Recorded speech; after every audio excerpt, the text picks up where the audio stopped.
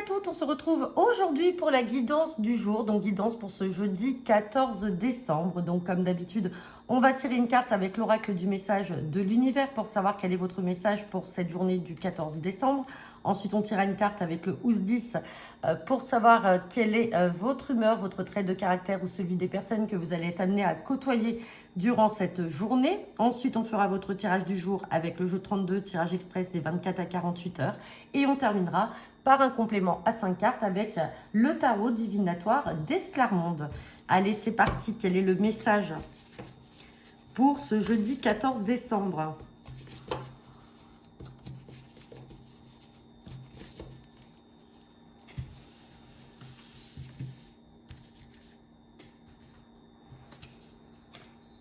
Et on a la carte de l'écriture. Alors normalement, l'écriture fait référence à la planète Mercure. C'est la planète des communications, des écrits.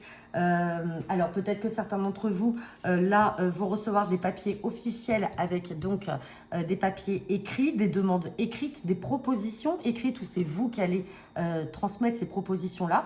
Peut-être que certains d'entre vous ont l'âme d'un écrivain et donc vont se mettre à écrire, peut-être des mémoires, peut-être un rapport de stage pour certains d'entre vous, une thèse. Mais dans tous les cas, on vous parle d'écriture, là, pour ce jeudi 14 décembre. Allez, on va regarder si on a tout à l'heure avec le jeu 32, tout ce qui est valet de carreau, c'est les nouvelles écrites. Hein. Là, on va regarder votre trait de caractère et d'humeur pour ce jour-là du 14 décembre. Allez, c'est parti avec l'oracle Housse 10.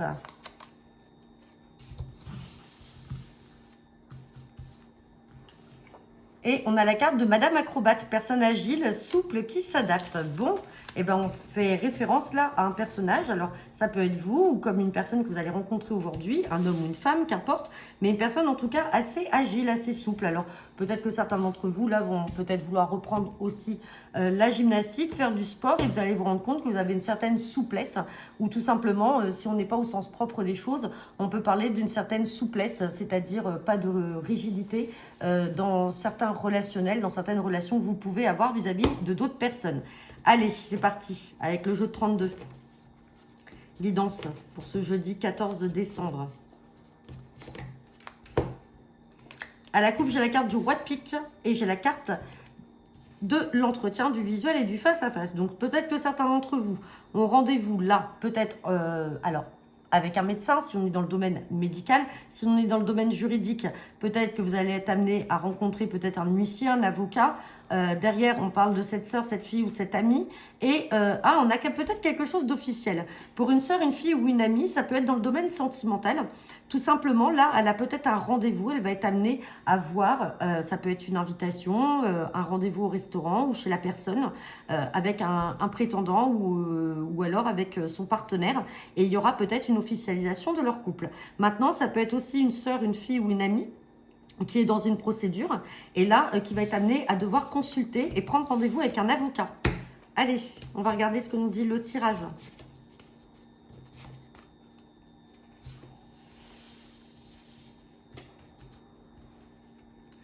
Et on a la carte de la dame de trèfle. Donc, je rappelle, la dame de trèfle vous représente vous, le consultant, la consultante ou votre partenaire. Allez, on va regarder ça.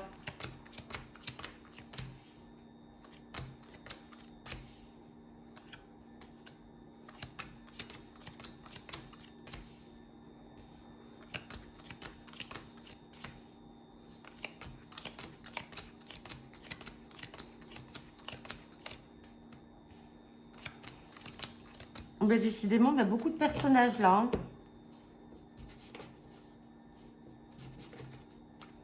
Allez.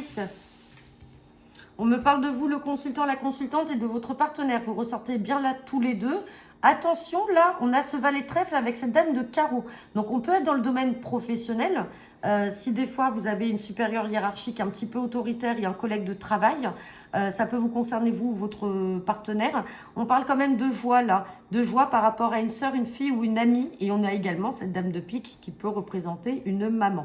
Donc là, on a quand même un contexte familial assez présent, assez positif. Maintenant, Peut-être qu'il faut que vous vous méfiez d'une mauvaise femme avec cette dame de carreau. Peut-être qu'il peut s'agir de l'ex de votre partenaire. Et cette femme-là, donc, se dit peut-être gentille, proche de vous, proche de lui. Elle a peut-être un certain âge, passé 50 ans, ou c'est une personne en tout cas qui vit seule. Et peut-être qui essaye encore de tourner autour de votre partenaire. Quoi qu'il en soit, il y a de la joie pour vous, donc pas d'inquiétude. Maintenant, ça peut concerner également une sœur, une fille ou une amie qui est très seule. Et là, qui a peut-être rencontré donc ce valet de trèfle, comme on avait vu à la coupe.